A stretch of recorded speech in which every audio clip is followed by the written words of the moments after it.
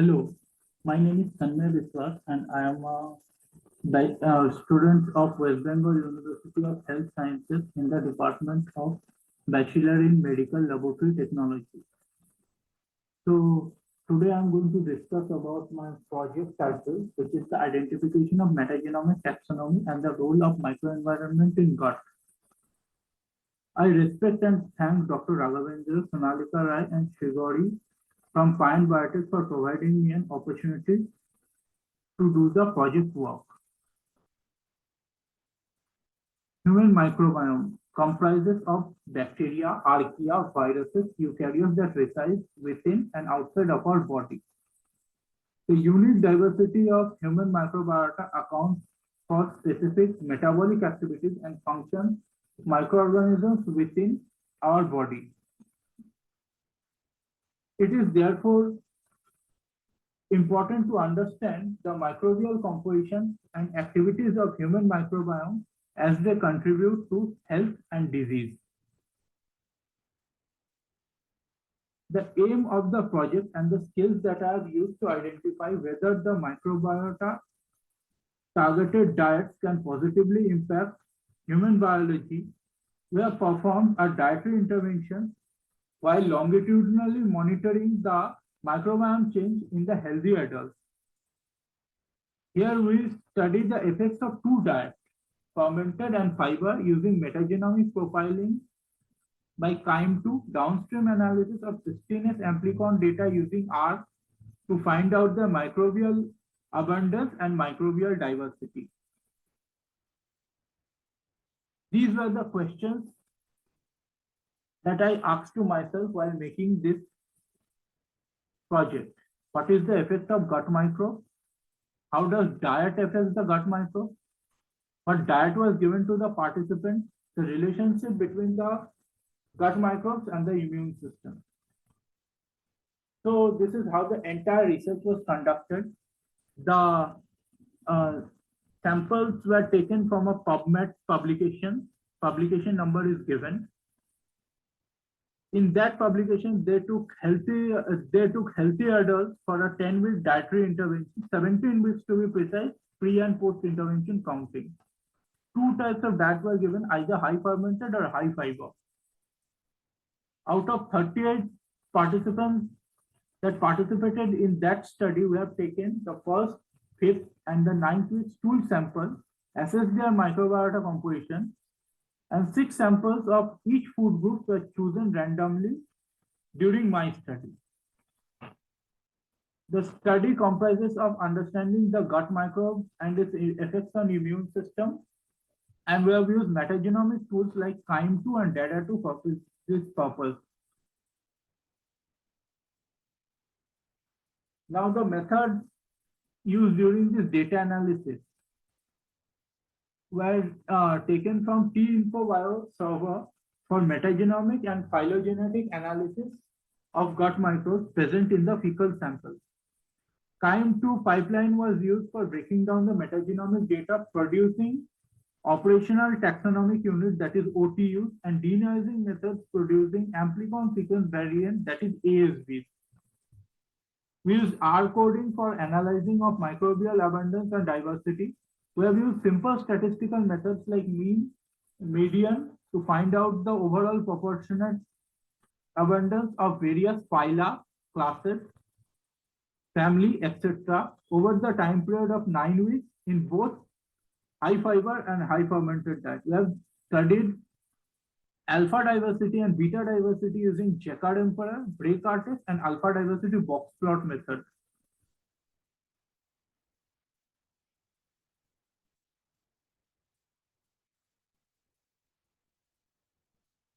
Alpha diversity is the measure of a diversity in a single sample based on the number and relative abundance of taxa in some ranks.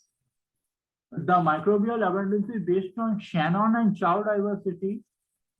Based on the diet, does not show any significant change, but Shannon and Chow diversity based on time point shows some change in microbial diversity in some samples. The OTUs based on the alpha diversity shows there is higher abundance of microbial community in fermented diet as compared to fiber diet. Beta diversity is another name of sample dissimilarities. It quantifies difference in overall taxonomy composition between samples. We have used two methods, Bray-Curtis and checkered emperor, and both shows the microbiota composition difference between the first week and the 9th week samples.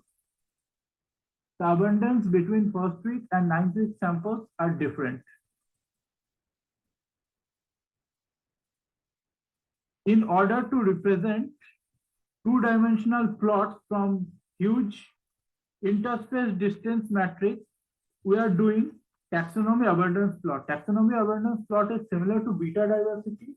The above three groups marked in of phylum Bacteroidetes class Bacteroidea has some unclassified genus or species which is more abundant in people having fiber diet compared to fermented diet. One group marked at the bottom of class Bacteroidetes, of phylum Bacteroidetes and class Bacteroidea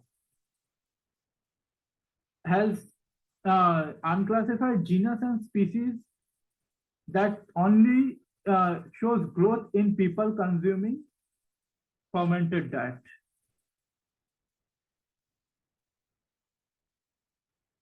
Now we have explored the data and visualized it. We have also done some tests for statistical indications, finding mean and median values. Here, in the 9th week sample of actinobacteria of fiber diet, we have seen 3 samples had complete missing abundance of actinobacteria, and 3 samples that also gave the result. In that too, in there also, 2 samples were giving just less than 1% abundance. And here we have understand the role that Photiobacteria and Actinobacteria play in the gut. The role of Photiobacteria is playing in gut health, and while as Actinobacteria plays a pivotal role in development and maintenance of gut homeostasis.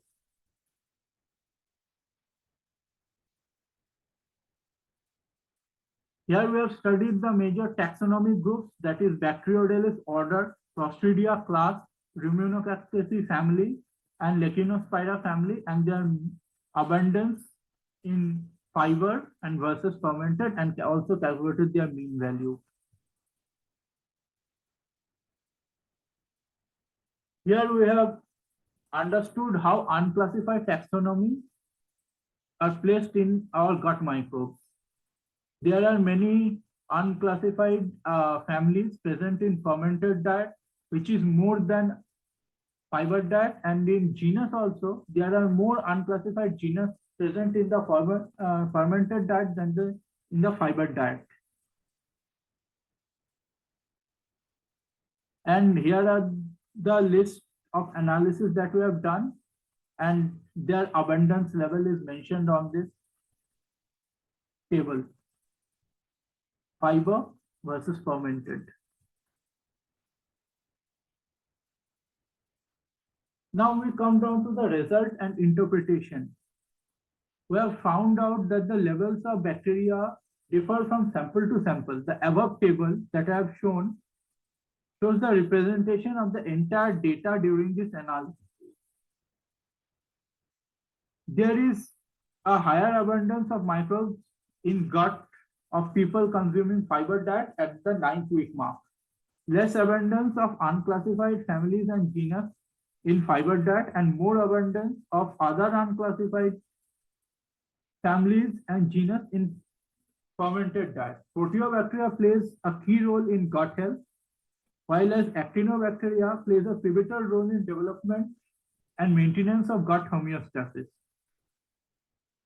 And the conclusion is that both high fiber and high fermented diet have certain advantages and disadvantages.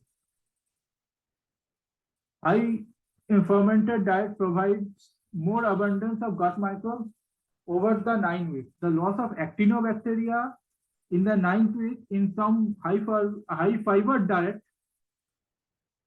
leads to disturbance and of development of gut homeostasis, and also the maintenance of gut homeostasis. Nearly 60 to 70% of the microbes present in either fermented or fiber diet is referred as unclassified species. So it is very hard for us to tell how the gut microbes impact our immune system, and the further research should be carried out in discovering these unclassified families, genuses, and species.